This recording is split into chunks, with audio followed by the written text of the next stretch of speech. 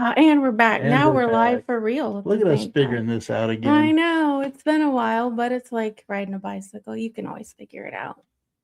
But yeah, we're here and we want to talk about Us. us and not in a selfish way, but Totally selfish. is it totally selfish? Maybe not. I don't want it to be selfish. It's not going to be selfish. I promise it won't be selfish. But it will be about us. Yeah. It's going to cover the the journey into the paranormal and out of it, most importantly, and where we are as Mike and Leah, and what we're up to. So we're going to start with the near-death experience, or the death experience, as I like to call it. Near death is just kind of a broad term, I've found out. I don't like the term near death experience because you were dead. You were clinically dead for 13, 14 minutes. Yeah. So you weren't near death. You were dead. So I like to call it a death experience. Yeah. So that's just me. But we can start there. Let's do it. Well, we got to start the beginning with these stories here. Yeah. And I always like to start with, I was sick. And the reason that I got sick was a certain shot that I took, and it didn't agree with me. And I just didn't feel well one day.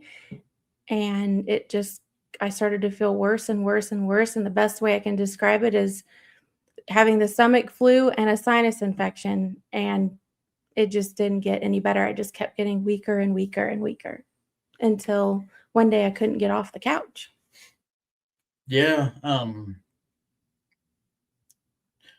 I work on an ambulance, so I'm pretty well versed on seeing sick people.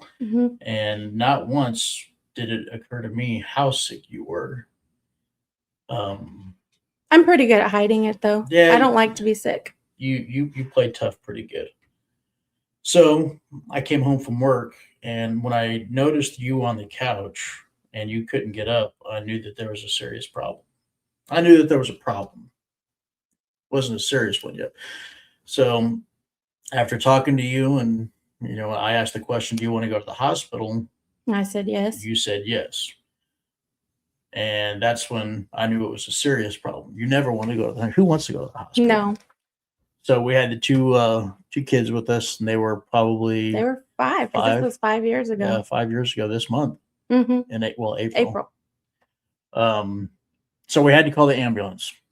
They show up and they start doing their thing. I'm being very critical because I work on an ambulance, so I know what's supposed to go on. They did a fine job in retrospect now. After years to really kind of dissect what they did, they did a fine job. So got to the hospital here in our town, and when I got there, you were sitting up in bed in pain. You were kind of sitting Indian style in pain, and you don't remember any of this. Nope. None of this. So you were sitting Indian style, saying that your stomach was hurting. And this isn't unusual for you. You've had stomach problems, GI problems for years. But I've never been to the hospital over them. No. So this is kind of what I was thinking it was GI problems. You asked me to help you go to the bathroom, so I walked you down there and walked back. They took you to CT, and they said, "We think that you have a GI bleed, so we're going to transfer you to a larger hospital." Not a problem. This, I expected this. Our hospital here is pretty small, and anything notable usually gets transferred out. So ambulance picks you up, and they take you to the next hospital. I've got some runnings arounds to do in town, getting the kids situated because they're still in school, and then I meet you there. I get to this hospital, I get checked in. The registration made the mistake of telling me what room they were putting you in. So if you're not familiar with how things happen in an ER, when an emergency occurs, there's a an announcement over the intercom. It'll say what the emergency is and generally where. Well, this one, you had just got to the hospital. You weren't there 5 minutes, and you coded. And when somebody codes, that means their heart stops. That's called a code blue. Heart stop, no pulse, no breathing. So they announced it over the intercom. Code blue, room 21. I knew exactly what room she was in. So I went up there and I asked the registration gal, hey, what's going on? And she knew that she had messed up by telling me the room number. So she said that they're going to put me in a quiet room, which is code for out of the way of everybody else in case I happen to freak out because of what's going on until a doctor can come and talk to me. Well, at this point, I know, this is not good. The just odds of somebody coming back from a code are slim, and I needed to start calling some people. So I've got her parents that are coming up from about an hour away. I've got a person that I work with that's on his way up there to kind of help me digest the situation. Because when you're going through an emergency like this, even though you know what's going on, you're not fully comprehending everything that's being told to you. So all these people get here, and all about the same time, within a minute or two. It's just kind of really odd timing, really good timing. So we're back there in this waiting room. God timing. God timing. So we're back there in this waiting room, and one of the doctors comes to talk to me. And no, I'm sorry, let me back up. We're in the waiting room, and a chaplain's assistant is trying to talk to me. And God bless her soul, she's just trying to be there for me. And I'm not hearing. I don't want anything to do with her right now. I just want to know how my wife is doing. So I told her, I said, hey, the only thing I want you to tell me right now is, does my wife have a pulse? Is she dead or is she alive? That's the only thing I want to know. So she said she would go and find out. She comes back with the doctor, and who starts to try to explain to me. And I said, no, does my wife have a pulse? That's the only thing I need to know right now. And she said, yes, she does. We got her back. Okay. So what they had described to me was they think, there's GI bleeding. They're not sure why she coded. They're going to take her back to an emergency endoscopy, which is where they stick a camera down your throat, down your esophagus, and into your GI tract to see what's going on. They do this, and they think they found the bleed, and they think they fixed it. Not a problem. Awesome. So they take her up to the ICU, which is on the next floor up. And at that point, one of the doctors, Dr. Roop, came out and talked to me.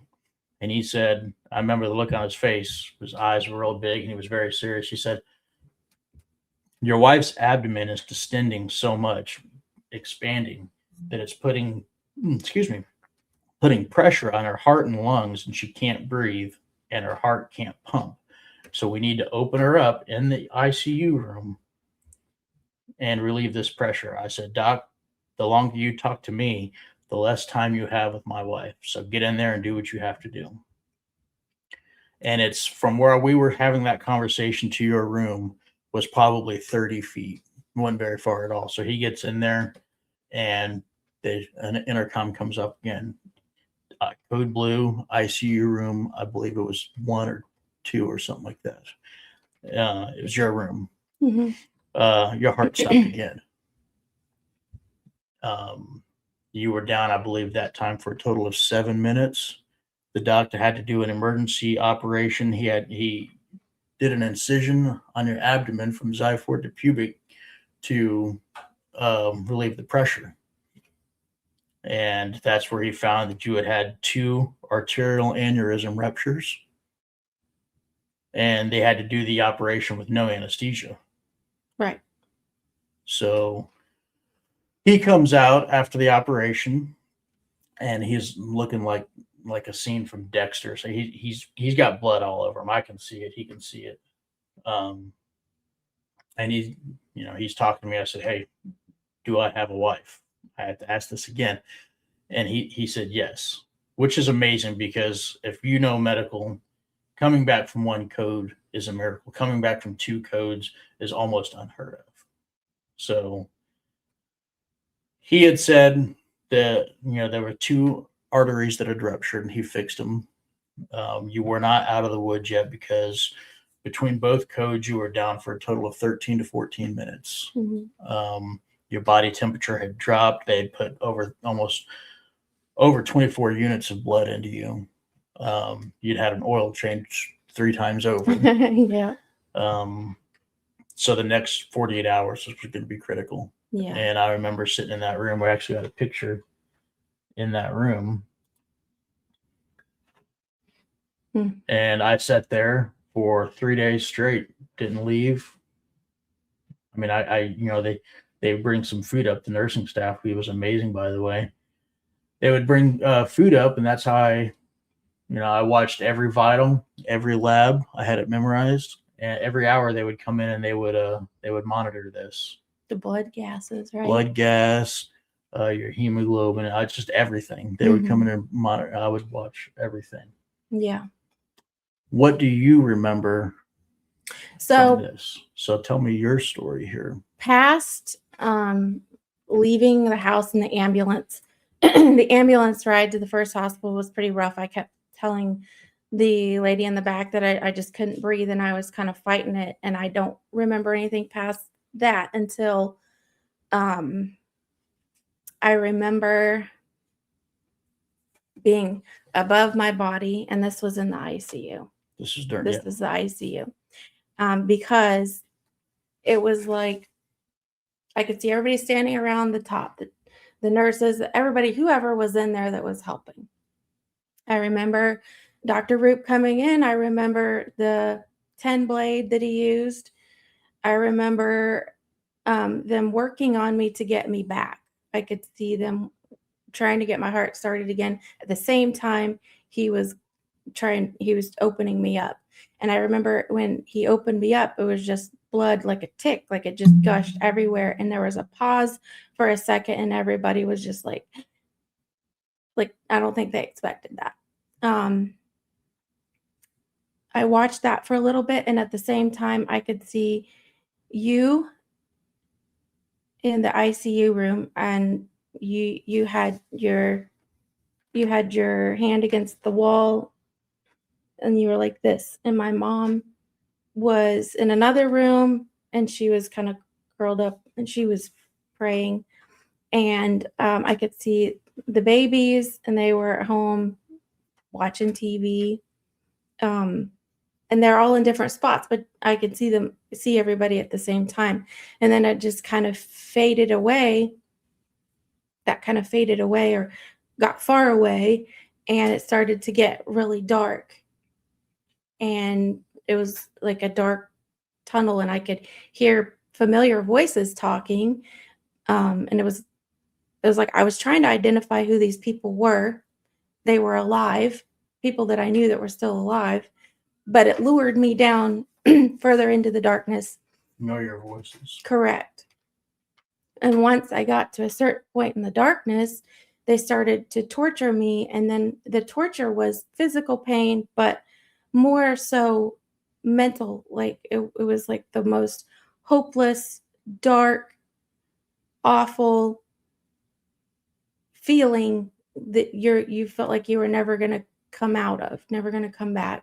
It just, and I was fighting it, and I was looking for you, and I was looking for hope, and they just kept torturing me. It was awful and horrible, and I can't really, there's not a lot of words for that.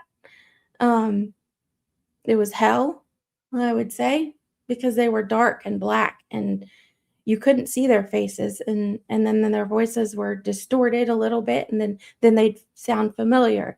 And I got to a point where I wanted to give up. So I gave up. I just said, okay, this is it. And just as I said that, there was a hand on my right arm, And I remember this hand, and it was a man, it was a hand, and then there was like warmth and a light behind me, and all I heard was, no, just wait. And immediately it was it was peace that washed over me that I can't even explain, and I was out of the darkness, and I could see you again, and I could see you in the hospital room, and I could see me, and I wanted to reach down, and I wanted you up there with me because I was with Jesus, and it was like it was perfect peace, and that's where we all want to be someday. Um, I remember sitting beside my body, as and I could smell something, and I didn't know what it was.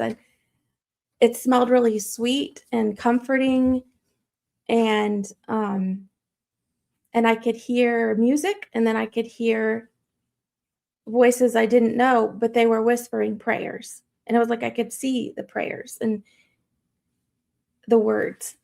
Um, I didn't know who those people were that were praying, but they were praying for me. I knew that. Um, I had encountered a few things there while I was at the hospital, someone passing away, and it was an older lady, and we just kind of looked at each other and we watched her son come in and take her belongings out, and it was a wooden box and it had a Bible in it, and I could smell that smell again. And So at this point, this is a few days after yeah. everything. So you're kind of recovered, but you're still intubated, still in a coma. But I can see, Yeah. extra people and extra things, and I'm shaking. So she spends about 3 months in the hospital, and that's where she does all of her recovery. And it is not an easy recovery. Her abdomen is left open this whole time. But Well, when I came to, the first thing I asked you was, did he die? Did I die? Yeah, and you couldn't talk because you were still intubated, so you had to write it on a whiteboard, dry erase. Yeah. But after about 3 months, three and some change, you finally started, you getting better. Every day was just little baby steps, and you got the chance to come home. You came home in July, because you spent the 4th of July at home. Yes. That was really neat. Yeah, the big walk down the driveway with the walker, because I was in a wheelchair most of the time. Spent the next year, I think you probably had around a total of 30 surgeries, fixing everything. And then January the following year was your final surgery. That was when he got to put me all back together. Put you back together, and you were healed. Yeah. Yes. But So that raised a lot of questions. We were able to do a lot of thinking, and I was thinking, Jesus sent me back, and I came back with a what do I want? How do you even put that into words? But well, I remember the night that we really sat and got a chance to really talk about this. We went to a movie in Topeka. What was that called? It was a After movie Death. After Death, yeah, about near-death experiences. and on the way back from that, that's when you had told me about your encounter with Jesus. And I, it took me a while to digest that. That's a big conversation. But afterwards, we decided to start living. We decided to stop putting things off that we wanted to wait. We always said we wanted to do. Yeah, we started doing these things. So one of the things that we always thought we wanted to do was go on a ghost hunt. And so that's what we did. We signed up for a ghost hunt, big public ghost hunt, and it was at the Missouri State Penitentiary in Missouri. And we thought that this was the coolest thing.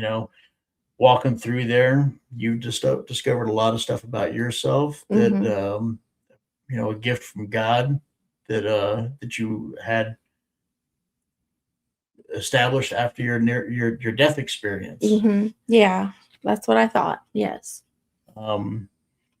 During this investigate and this, I'm going to call them an investigation, but we'll explain all that later on. So right now we're just going to go with the term investigation. During all of this, Leah discovered that using a specific method called the Estes method, which is where you wear noise canceling headphones and there's a little radio, a scanner that shuffles through white noise. And doing this, you were able. It enhanced everything. It enhanced your ability to communicate with what we thought were spirits, human spirits. Correct. And yeah. And the conversations that we were able to have were amazing. Yeah, they were just like details, we're talking now. Yeah, just as clear as we are now, but they were details that you could not know of what I'm asking because you can't even hear anything except for the white noise. That correct. That's all you could hear.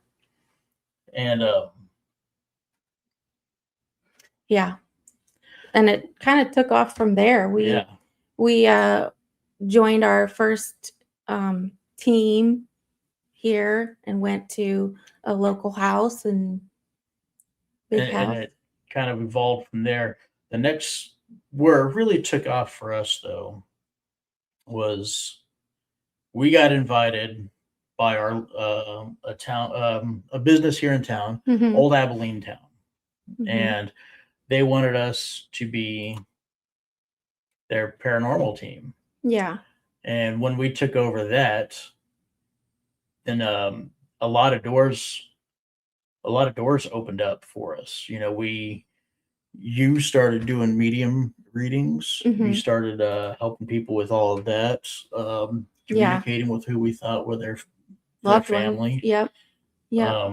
I started making videos. I got really good at cinematography and making videos for YouTube. We thought we had found a place, and that this is what we were supposed to do because we have a heart to help people. And we thought, wow, we can walk in this and be a light and bring a different perspective to the paranormal. And we thought that everywhere we were going, we were taking God with us. Right. And in our own way we were, but we were not, because we would pray before we went everywhere and after, and we thought that was enough for protection. Right. And we had no idea. We did not. So we started doing podcasts and things like that. Paracons. We actually got a chance to travel all over the Midwest. We went to Wisconsin, Indiana, Iowa, Missouri, Nebraska. Yep. We were all over the place. Yeah. And we were filming and investigating, and then we started to take on residential cases. Well, on one of our trips, we were introduced to Reiki. Yeah, one of the turning points there. Which was, I didn't know anything about it. I truly didn't either. I thought it was just sound meditation and just stuff like this. And it wasn't until much, much later on that we did our research to discover what it really is. And if I'd have known what it was at the time, I would have never done it. But it was probably one of the catalysts that opened up a window for the enemy to start affecting us. Because actually now in retrospect, after that session, things really went downhill with friends, with goings on at locations. Things really kind of started to not seem right. Yeah, the things that mattered started to fall apart, and then the paranormal investigating and readings started to become like the center of everything. And so we always made the time to go and do, and we made it a priority, and it was like the wrong priority. Yeah. So the more you fed that, the more this other stuff would fade off. And the lie was, well, it just doesn't belong in your life, or they're just jealous of you. They're jealous of you. Or, a big one, yeah. And and that, you know, that ruined friendships, and that ruined opportunities. And we were under a protective umbrella, but it was the wrong one. That's for sure. Yeah, wrong umbrella. We would suffer for our own stupidity is what we were doing. So then we got some opportunities. The next year, we got invited by the city of Atchison to represent them. They asked us to film a documentary of all of their locations. Now, if you've never heard of Atchison, that's like the paranormal center of the universe for Kansas. They have, you know, several haunted houses, and it was a big honor to us at the time to be asked by the city to do this. So now we're running, you know, major paranormal investigations in a very popular town. At that same time, you were able to finish your book, which was a huge milestone for you. You'd been talking about it for a couple of years, and it took you about a year to write it. And you released it on Amazon, and you even got the doctor to write a foreword for you, which was pretty cool. Now, nothing in that book was a mistake. No. But it's not finished. So you're actually going to go back and finish that book this summer. Yes. Or this year, hopefully. This summer, I'm going to finish it. And revamp it 2.0. Yeah. Because the story isn't finished. The truth is not in there. And we need to finish it with the truth. Yeah. So back to our trail here. Oh, yeah. After that trip, like we said, things kind of turned icky. Every location we went to, there was always something dark there. I started to pick up doing more reading, so I was like back to back doing that all the time. Plus, we were back to back doing investigations, plus residential cases. And so things were visiting us, and they were in our house and making themselves very apparent. And instead of me pushing it away, I thought that, oh, they just needed my help. Because that's all I saw on TV. That's all I was told. I had no idea. I didn't even know what a medium was until after I died and came back. I didn't even know what it was. So I was, you know, clueless. Let's put it out there. I was clueless. So we jumped into this world, you know, head first, and we thought that we were helping people. Yeah. Yep. And the biggest turning point for us is through friends that we had established over the time of doing this, asked us to go and investigate a specific house here in Kansas, who is famously known as a demon house. We had zero intentions on going to this house. No, never. None. But like I said, I was lost trying to connect the dots, and I started to get visitations from this house that I'd never been to, in my house, in my bedroom. And it wasn't just at the house. I was at work. Yep. And while I was asleep, I would get touched. I mean, I was jolted down in bed. So we thought that whatever was at this house was reaching out to us for help. Yeah. You know. Anyway. So we decide to go to this house, and it's actually right here. It's the Garnett House Hotel in Garnett, Kansas. And this is where we encountered the most terrifying thing I could have, you know. Yeah. This is where it started. This is where the veil was lifted for me and for you. Yeah, everything that we encountered at all these locations were 100% real. None of it was ever faked. And at this house here, and that single night, I think on video, I counted like 13 objects throughout the night being thrown at us. And it was dark, it was ugly, it was evil, and it didn't like our Bible verses on our shirts. It didn't like, but that was so child's play when you think about it, you know. just And taunting you. after this house, nothing was ever the same. No. This is where I learned what spiritual warfare was. Mm-hmm. You know, I always thought when something is affecting you, when a demon attacks you, it's it's like you see in the movies. Mm-hmm. But no, it attacks your the things that Your you want to expect in mind. your mind and your heart, your money, your vehicles, your health.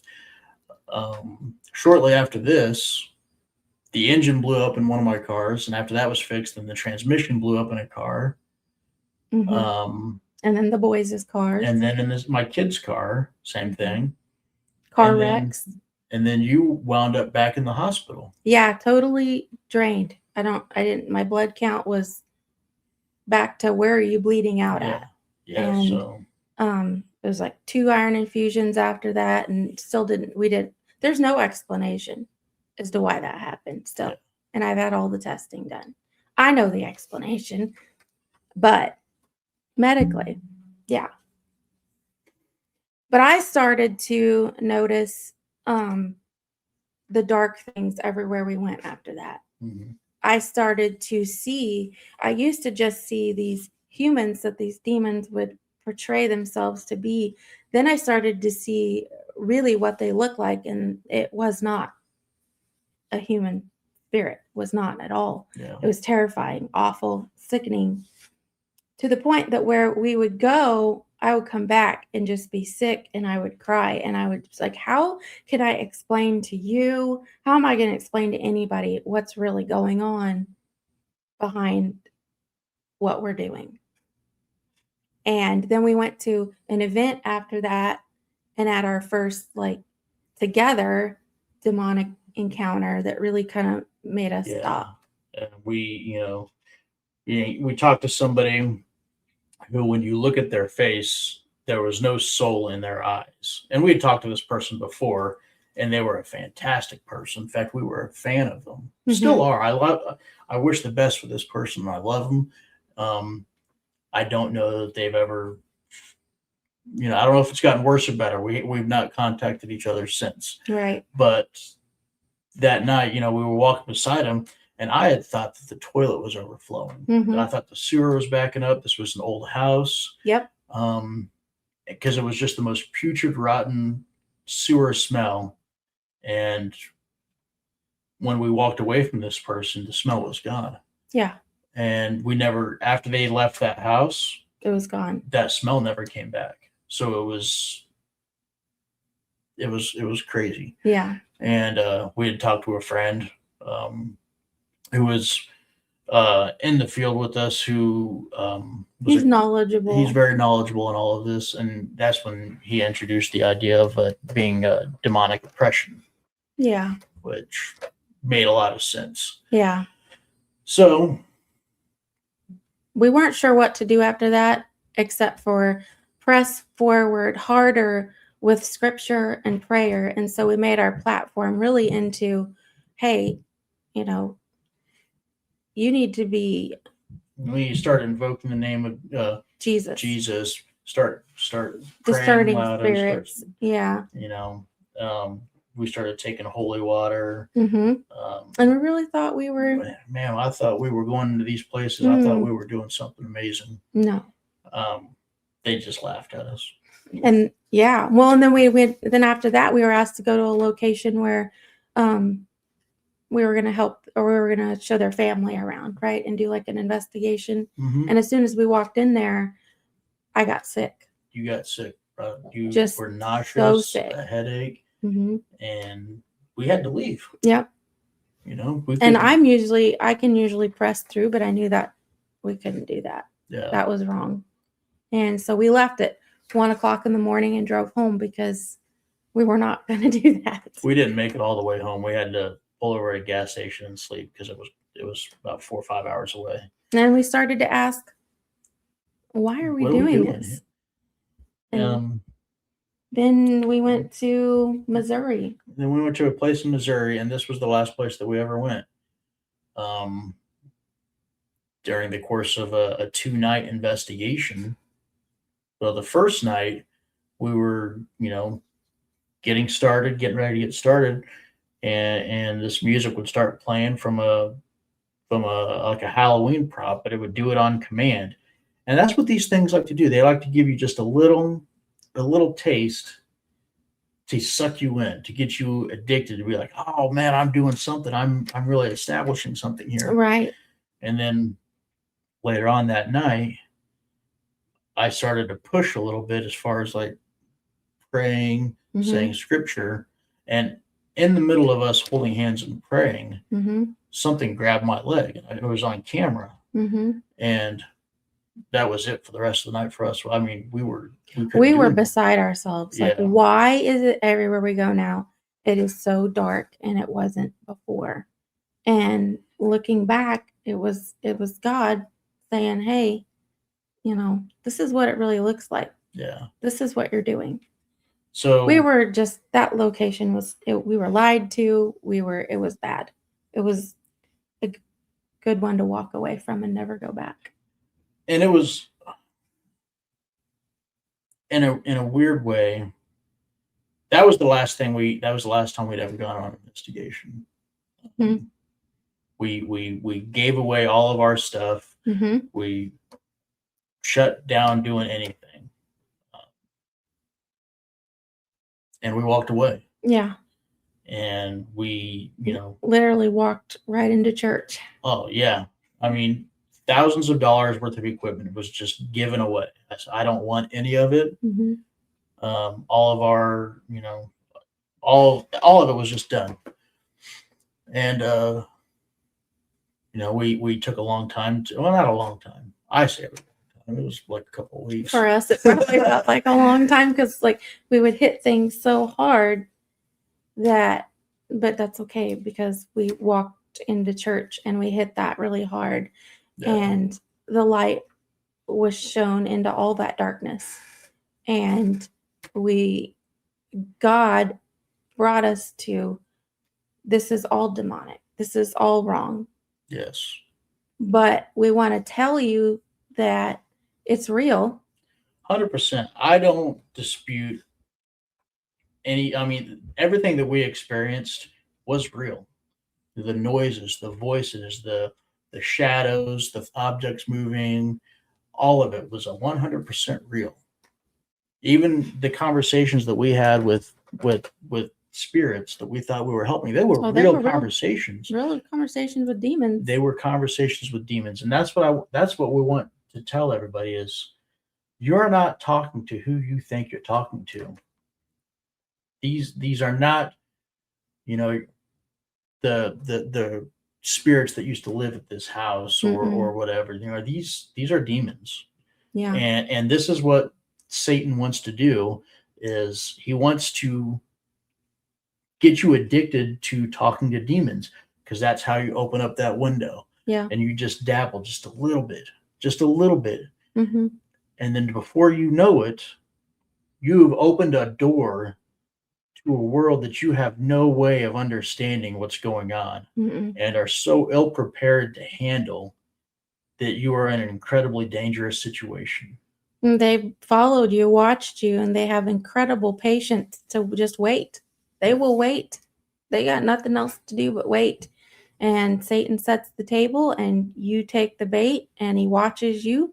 And before you know it, you've taken off like we did. Yeah. And Satan makes you very comfortable.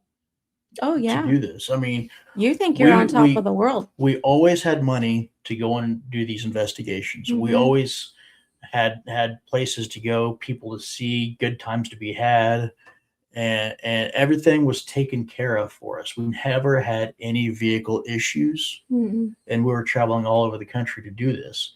But the minute we stopped and we said no more, we're going to God and not the occult. That's when everything started to happen. Yeah. We were no longer under Satan's umbrella, and now he is coming for us because we turned our attention to God and and that he did not want us to do that. Yep. So, yeah, it's a lot. It's so much. As soon as I had walked into this church, into the Orthodox church, the incense, the smell of incense was the smell that I smelled while I was dead. The prayers that I heard were the prayers of the saints. I didn't know who they were, but I'm getting to know them now. And there's no going back for me. It's been, we've been doing this been in the Orthodox Church since September, Mm-hmm. and it's been such a beautiful journey, for not just us but our kids too. Yes. It's been a life-changing journey, and It's like what it really means to live for yes. Christ. So Healing, salvation. that's the answers to all those questions that my friends who are still in the paranormal, the answers are there. They're in the church. Yeah. The life after death, the explanation of why things move, why you can see them. This is Satan's world right now. So yeah, the little demons are out and about, and it's nice to have the truth. And it was nice to walk in somewhere where I can talk about this and tell my story and our story, and you're not pushed away. That it's the supernatural is a normal talk. Yeah. In the Orthodox Church. So this is our new mission. Is I want to get you out of the paranormal. I want you to experience life. There's life. There's out of it. Out of death. Mm-hmm. There's life out of the paranormal. It's real. The paranormal is real. Ghosts. Yeah. It's real, but it's not what you think it is. No, it's not. All the occults, all of the witchcraft, all of the, it's real. Don't play with it. No. It's dangerous. And this is what we're going to start talking about from now on. Mm-hmm. Just different conversations of the occult and paranormal, and coming out of it. Most importantly, yes, it's all going to have a message of leaving the paranormal. We never. Everybody that we had met in the paranormal had such incredible gifts and passion for stuff. Yeah. Use that on the outside. Use it for God. You have gifts. You have talents. But you're using them in the wrong direction, because there is a whole world out there that you can use it, and you're not going to lose anything. In fact, what you're going to lose is the world, and you're going to gain, eternity. Yeah. And so if you guys have questions, we're going to be wrapping this up here in the next couple of minutes. Ask us questions. We're here to talk. Shoot us messages. Mm-hmm. If you don't want to ask questions here like this, shoot us some private messages, and we'll more than happy to have a conversation. We're not ashamed of anything that we did in the past, because it's what we do in the past that defined us today. Had we never gone on a paranormal investigations and done that, I don't know that we ever would have found ourselves in the Orthodox Church. Right. Met the people that we have, mm-hmm. And have the kind of faith that we have, most importantly. Mm-hmm. So all of your trials and tribulations and your trip ups along the way, they all mean something. They can be used for God's glory. Yes. So don't be ashamed of those. I'm not ashamed of it. And I'll talk to anybody about the paranormal that's curious. If you just want to know what my story is, your story, mm-hmm. our story. Yeah, our story. Well, yeah. Do we think good things happen in the paranormal at all? That's a good question, son. Yeah. No. No. Just walking out of it. The good thing would be that the veil would be lifted for you, so that you really can see and understand how your whole life is being manipulated.